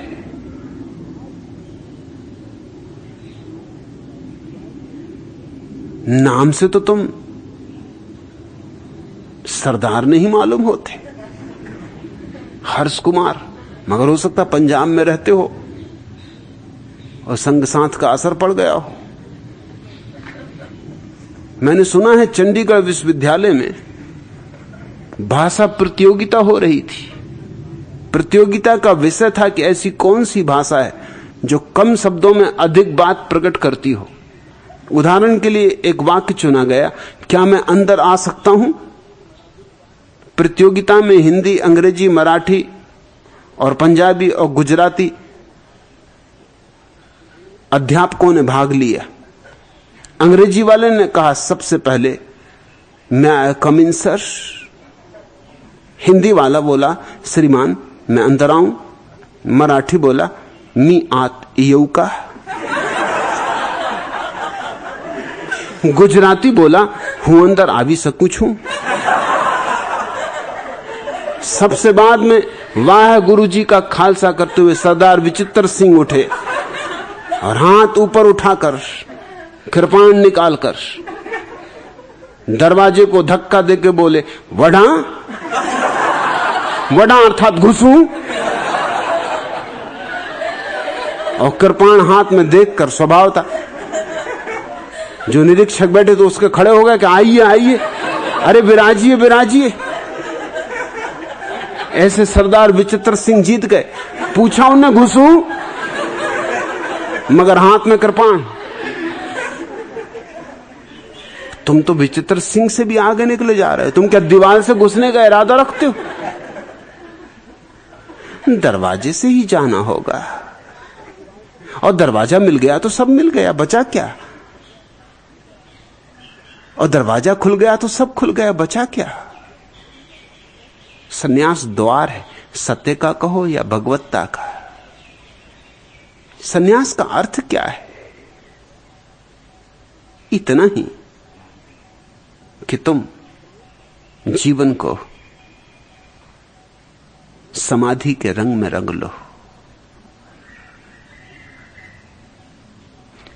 वसंत आ जाए। ये गैरिक वस्त्र वसंत का रंग है, ये वसंत के फूलों का रंग है, ये बहार का रंग है। तुम्हारी जिंदगी खिजा है, इसमें बहार चाहिए, इसमें वसंत चाहिए, मधुमास चाहिए। सन्यास का अर्थ कुछ त्यागना नहीं है, छोड़ना नहीं है, भागना नहीं है, जागना है और जागकर भोगना है। अभी सोए सोए भोगा, अब जागकर भोगो, बस इतना ही फर्क है। से सब वैसा ही रहेगा, कुछ बदलेगा नहीं। बाहर जैसा है वैसा ही चलेगा, शायद और भी सुंदर चले, क्योंकि नींद में तो कुछ भूल चूक होती ही रहती।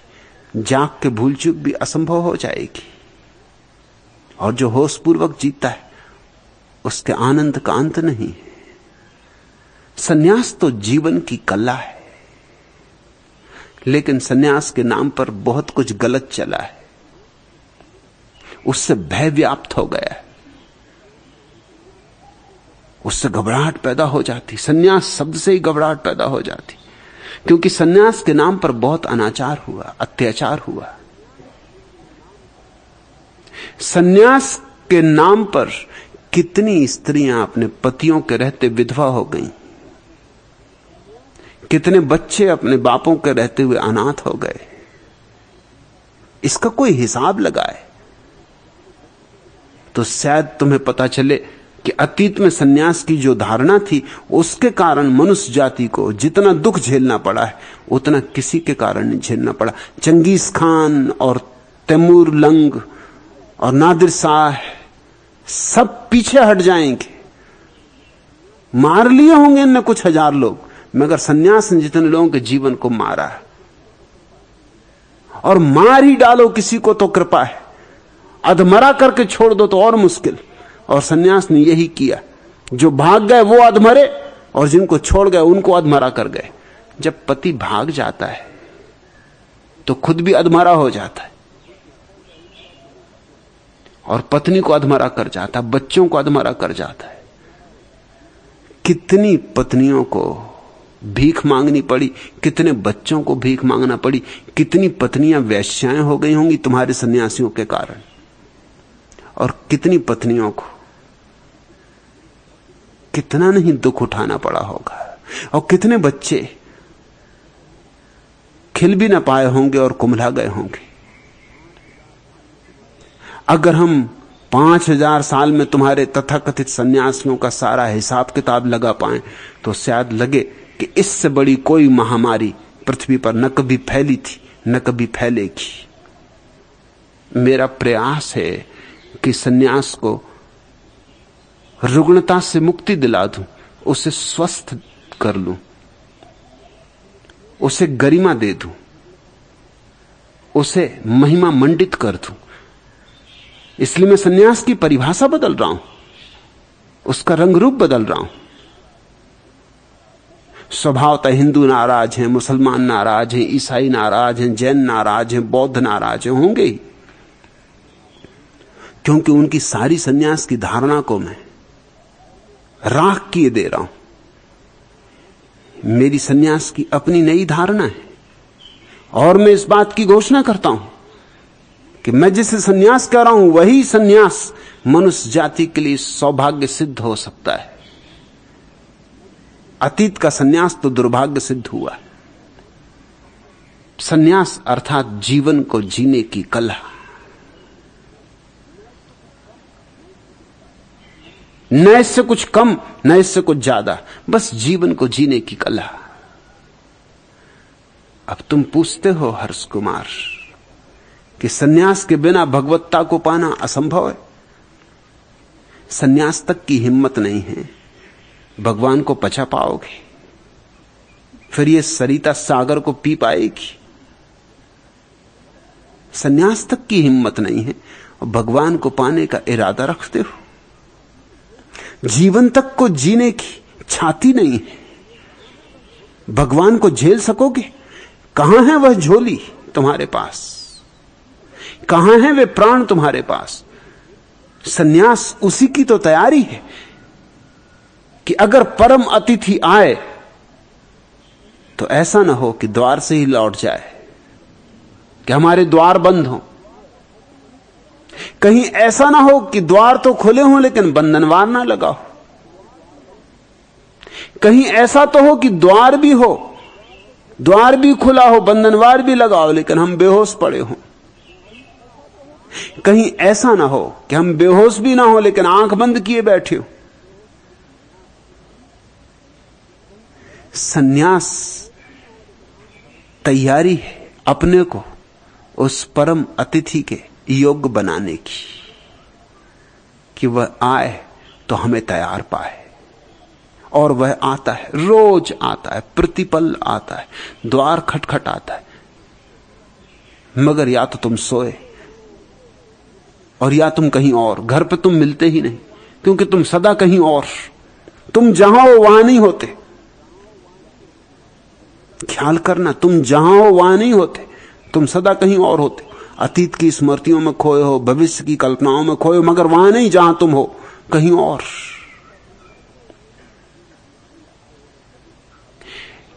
एक महिला एक साधु के पास जाती थी। वो अपने पति की अधार्मिकता से परेशान थी, अपने को धार्मिक मानती थी। तथाकथित धार्मिक लोग दूसरों को अधार्मिक मानते हैं, यही उनका मजा है, यही अकड़, यही अहंकार उनका एकमात्र रस है। और तो कुछ पाया नहीं, मगर यह मजा उनको मिल जाता कि हम धार्मिक।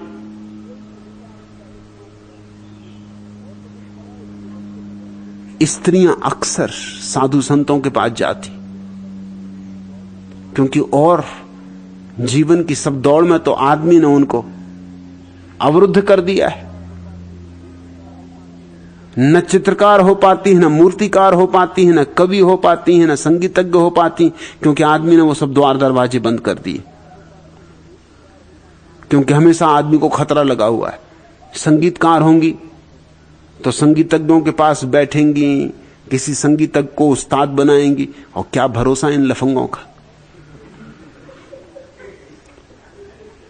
सो संगीतज्ञ नहीं होने देंगे, नर्तक नहीं होने देंगे, क्योंकि ये नाचने गाने वाले ये कोई ढंग के आदमी, कब भगा के ले जाएं पत्नी को, कहां नौका डुबा दें, इन पर भरोसा नहीं किया जा सकता। चित्रकार, इनका क्या भरोसा करो। नग्न स्त्रियों के चित्र बनाते,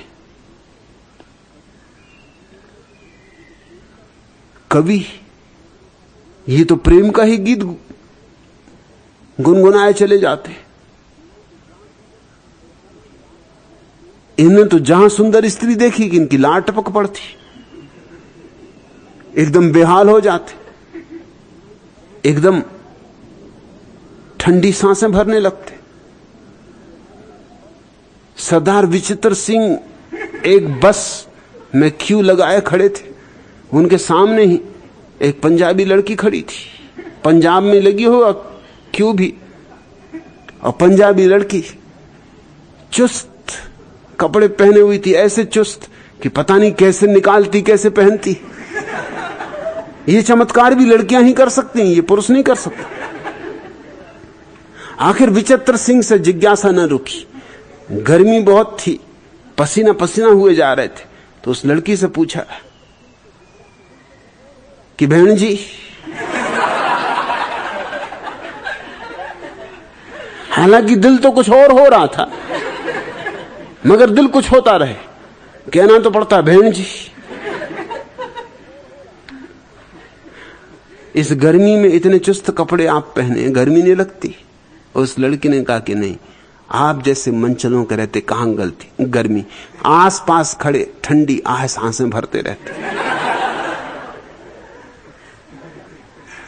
अब आप ही कैसी कैसी सांसें भर रहे हो, हवा लगती रहती, पंखे चलते रहते चारों तरफ, और जितने चुस्त कपड़े पहनो उतनी पंखे चलते, इसलिए तो गर्मी में चुस्त कपड़े पहनते। कवियों का क्या भरोसा, ठंडी सांसें भरते, जब देखो तब कविता, और कविता यानी प्रेम।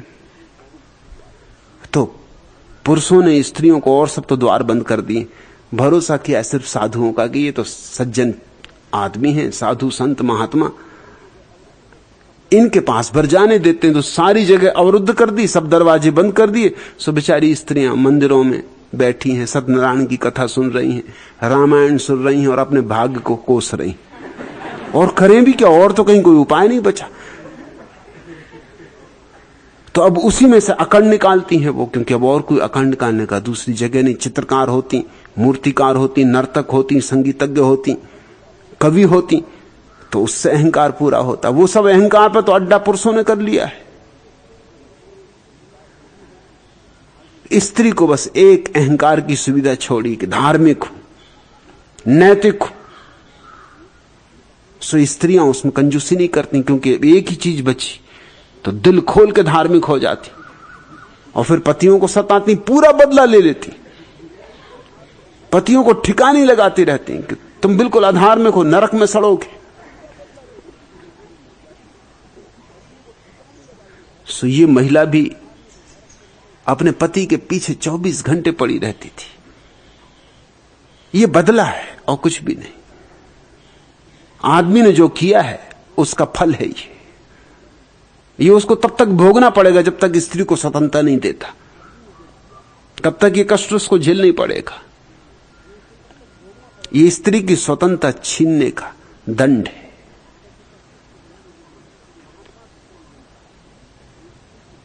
तो महात्मा से उसने एक दिन कहा कि मैं क्या करूं, मेरे पति ना पूजा करते ना प्रार्थना करते, मैं तो थक गई, मैं तो हार गई। ऐसा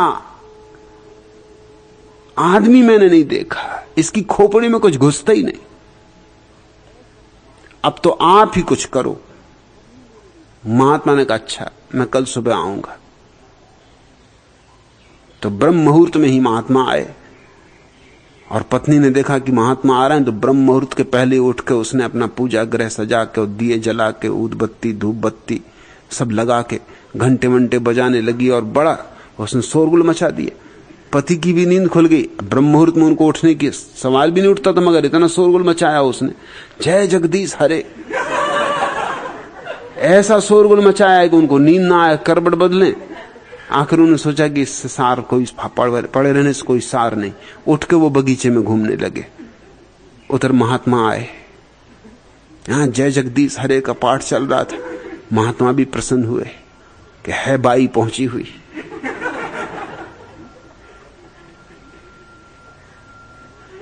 पति बगीचे में मिल गए, तो महात्मा ने कहा आपके लिए आया हूं, आपकी पत्नी कहां है?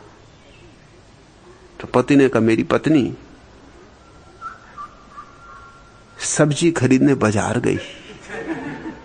मानो सब्जी खरीदने ब्रह्म मुहूर्त में, अभी कहां सब्जी मंडी खुलती, होश में हो। कहा कि मानो सब्जी खरीदने गई और भिंडी खरीद रही। आप जो आने वाले हो सो भिंडी की सब्जी बनाने वाली है, और मोल तोल करने में झगड़ा हो गया है। सो वो जो कुंजड़िया है उसकी गर्दन पकड़ ली है मेरी पत्नी ने।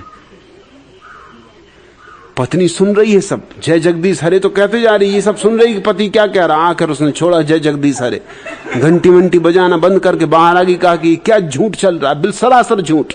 मैं पूजा कर रही हूं, शर्म नहीं आती कि महात्मा जी तक को तुम झूठ बोल रहे हो। अरे क्या खड़े देख रहा, पैर पड़ो महात्मा जी के।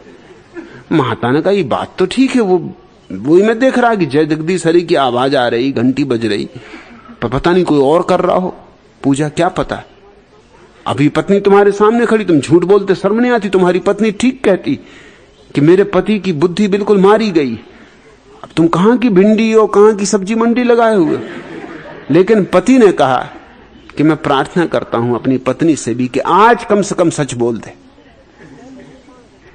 कह दे ईमान से, खा महात्मा की कसम,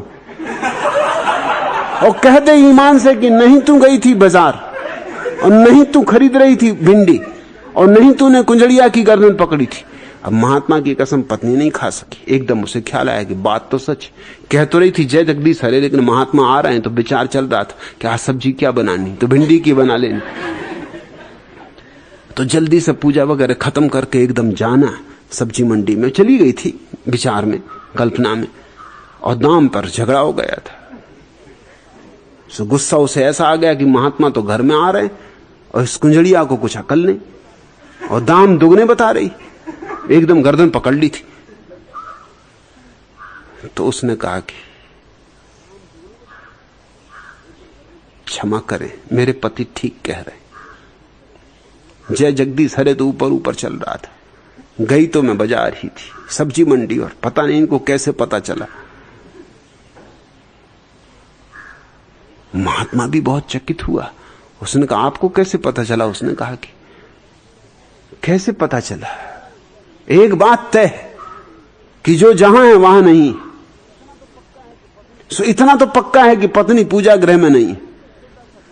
अब ये तो छोटा सा गणित है, इसको भिंडी की सब्जी बहुत पसंद है। सो महात्मा जी आए, सो भिंडी की सब्जी खिलाएगी, मुझे खिला खिला के मार डाला। जिंदगी हो गई भिंडी की सब्जी खाते खाते। आत्महत्या करने का विचार आ जाता जब भिंडी की सब्जी देखता हूं, मगर कुछ बोल नहीं सकता कि पता नहीं इसमें भी कोई अध्यात्म हो, भिंडी का कुछ राज हो, कोई योग शास्त्र हो, कि भिंडी में कोई रस हो जो आदमी को धार्मिक बनाता। इसलिए चुप रहता हूं, खाए चला जाता हूं, प्राणों पे बनाती, मगर क्या करूं, इसको भिंडी की सब्जी पसंद है। सो ये मुझे पक्का था कि भिंडी की सब्जी खरीदेगी, और अभी खरीद रही होगी, क्योंकि यही तो मौका है जब ये इसको मिलता है सुविधा का। जय जगदीश हरे ऊपर ऊपर चलता रहता है, और भीतर भीतर इसको जो दिन भर की योजना बनाती। तो मैंने तो अंदाज लगाया कि भिंडी की सब्जी जरूर खरीदेगी, ये आज खरीद ही रही होगी। ये तो लग गया तीर, नहीं लगता तो तुक्का था, मगर लग गया तीर। और ये भी मैं जानता हूं कि ये जहां जाए वहां झगड़ा ना हो, यह असंभव।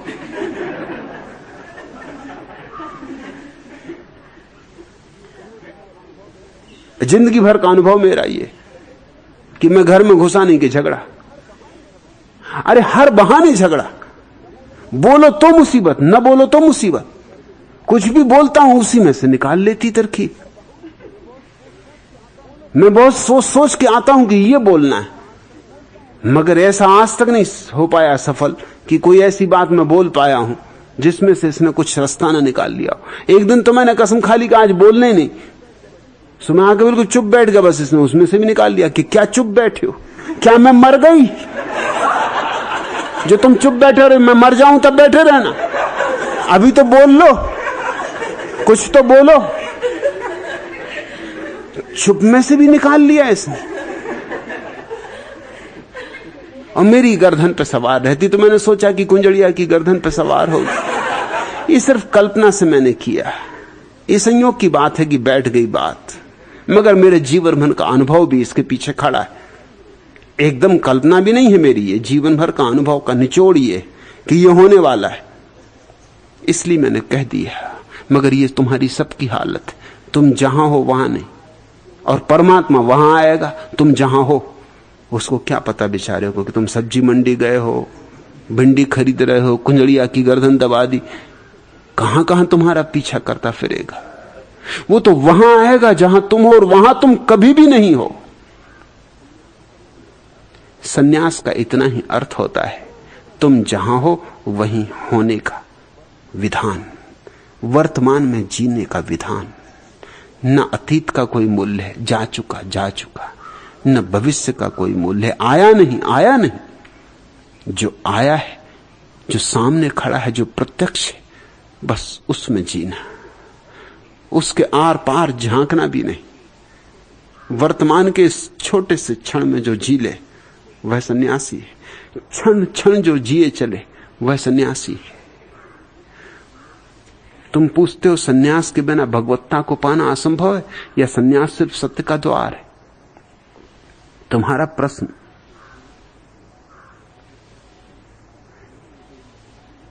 या तो कोई सरदार पूछ सकता है, या कोई राजनेता पूछ सकता है।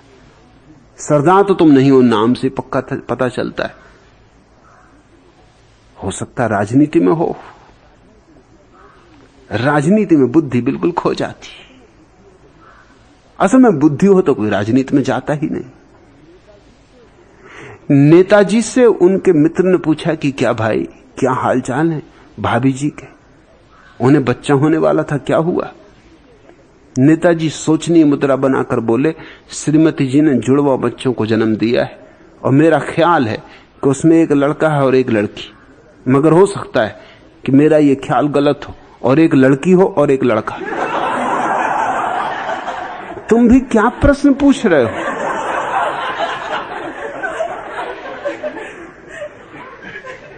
एक बार प्रसिद्ध नेताजी की सभा में बड़ा हुड़दंग होने लगा, बड़ा हो हल्ला होने लगा। नेताजी ने नाराज होकर, लगता है सभा में सारे गधे इकट्ठे हो गए, क्या अच्छा नहीं होगा कि एक बार में एक ही बोले? एक व्यक्ति बोला, ठीक है तब आप ही शुरू करिए।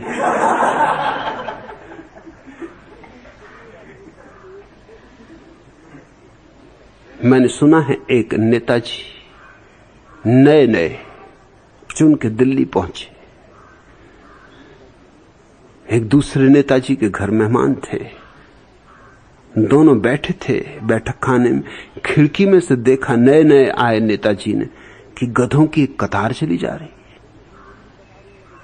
इतनी लंबी कतार उन्होंने कभी देखी नहीं थी। हो सकता गधों ने मोर्चा निकाला हो।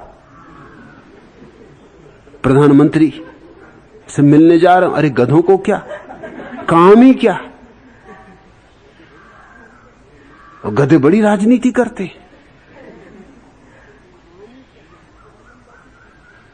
बड़ा लंबा जुलूस।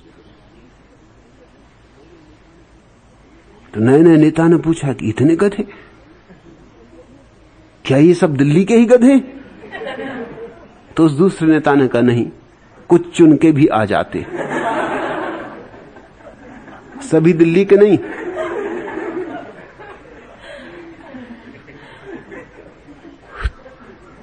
तुम क्या राजनीति में हो हर्ष कुमार? ऐसा प्रश्न पूछते हो, कह रहे हो कृपया समझाइए। अब क्या खाक समझाऊं? कृपा भी करना चाहूं तो कैसे करूं?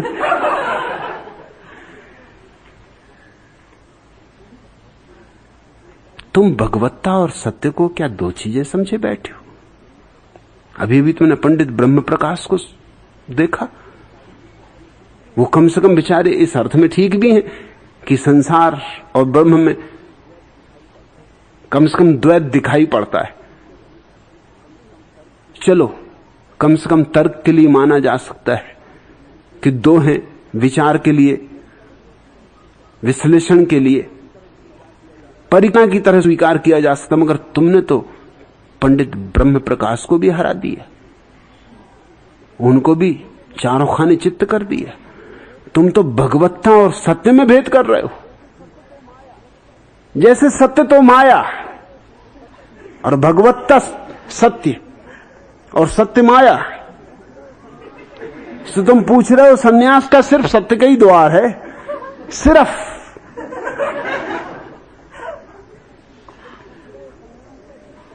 तुम्हें कुछ भी पता नहीं कि तुम क्या पूछ रहे हो, किन शब्दों का उपयोग कर रहे हो, इसका भी तुम्हें होश नहीं। हर कदम पर नित नए सांचे में ढल जाते हैं लोग। देखते देखते ही कितने बदल जाते हैं लोग। किस लिए कीजे किसी गुमगुस्ता जन्नत की तलाश, जबकि मिट्टी के खिलौनों से बहल जाते हैं लोग। कितने सादा दिल हैं अब भी सुन के आवाजें जरस, पेशो पस से बेखबर घर से निकल जाते हैं लोग। अपने साए साए सर निहाराए आहिस्ता खिराम, जाने किस मंजिल की जानिब आजकल जाते हैं लोग। समा की मानिंद अहले अंजुमन से बेनियाज, अक्सर अपनी आग में चुपचाप जल जाते हैं लोग। शायर उनकी दोस्ती का अब भी दम भरते हैं आप, ठोकरें खाकर तो सुनते हैं संभल जाते लोग। नहीं संभलते, सुनते हैं कि संभल जाते हैं लोग, मगर नहीं संभलते। आदमी कितनी ही ठोकरें खाए, उन्हीं उन्हीं जगहों पर ठोकरें खाता है। असल में उन्हीं उन्हीं जगह पर ठोकरें खाने की उसकी आदत हो जाती है।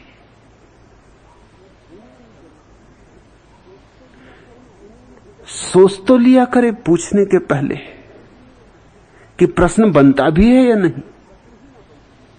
और जब प्रश्न ही ना बन सके तो उत्तर कैसे संभव हो। तुम्हारा प्रश्न ही विक्षिप्तता से भरा है। सन्यास सत्य का द्वार है, सन्यास भगवत्ता का द्वार है, और सन्यास के बिना कोई द्वार नहीं। लेकिन जब मैं सन्यास की बात कर रहा हूं तो मेरे सन्यास की बात कर रहा हूं, किसी और सन्यास की धारणा से मुझे कुछ लेना देना नहीं। उनकी वे जान है। आखिरी प्रश्न,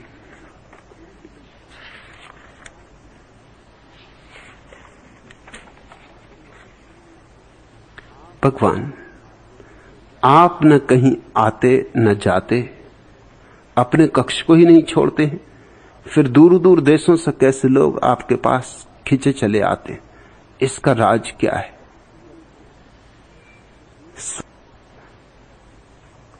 राज कुछ भी नहीं। बात 2-2-4 ऐसी साफ है। दिया जले तो परवाने अपने आप चले आते, न मालूम कैसे खबर हो जाती। परवानों के प्राणों में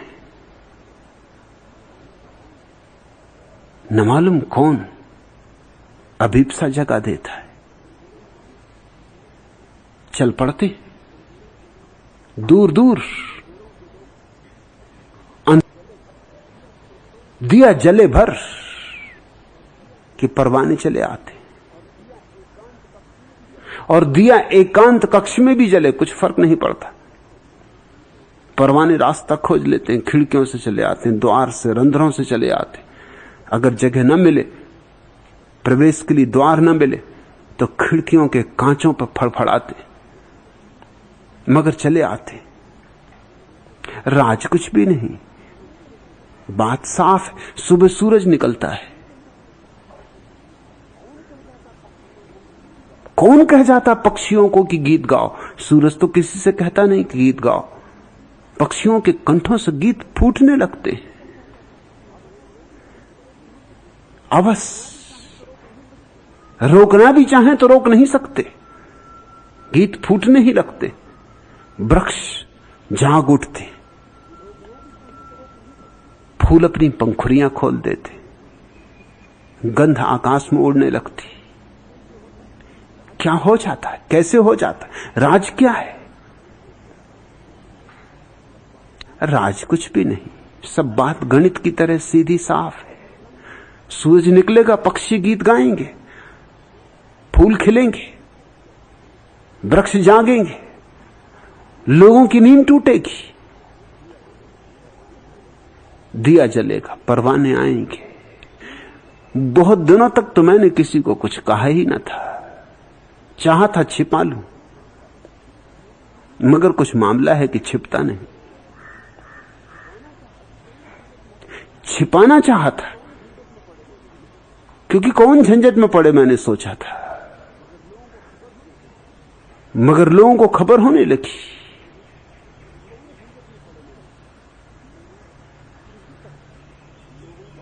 किसी तरह लोगों को आभास होने लगा। फिर जब मुझे लगा लोगों को खबर ही होने लगी और लोग आने ही लगे,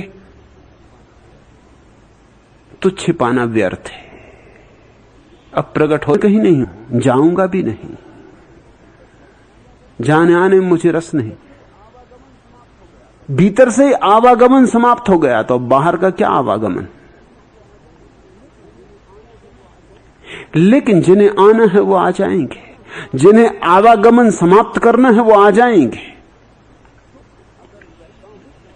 चुप अगर रहता हूं तो दिल गम से फटा जाता है, नाला जो करता हूं तो अंदेशाए रुसवाई है।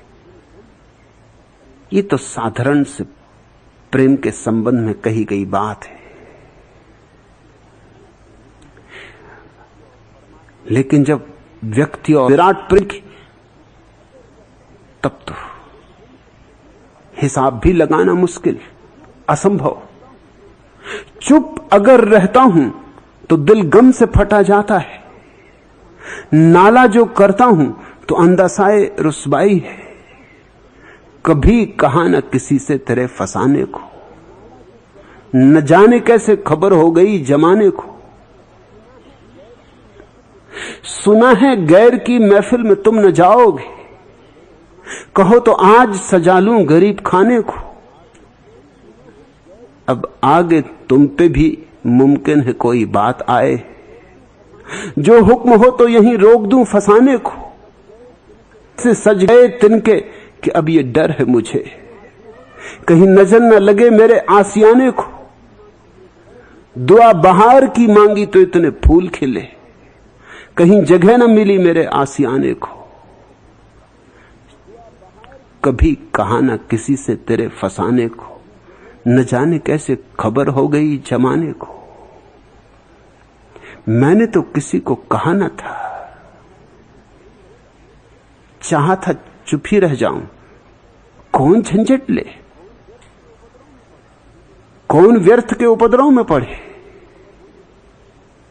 लेकिन खबर होने लगी, धीरे धीरे लोग आने लगे, झंझट में पड़ा।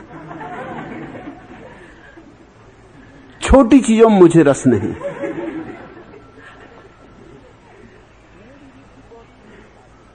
मेरी रुचि बहुत सीधी सादी है। मुझे श्रेष्ठतम में ही रस है, और जब उलझना ही हो तो फिर पूरा ही। तो फिर मैंने कहा कि जब कहना ही है तो क्या एक दो से कहना, फिर आ जाने दो सब परवानों को, फिर सारी पृथ्वी से आए, दूर दूर देशों से आए। है तो कठिनाई, देखा जाए चारों तरफ लोगों को गिरते, कैसे चुप रहो जबकि तुम्हें पता है कि तुम बता सकते हो कि ये गड्ढा है, मत गिरो। देखते देखते कैसे चुप रहो लोगों को दीवारों से टकराते जबकि तुम्हें पता है कि द्वार कहां है।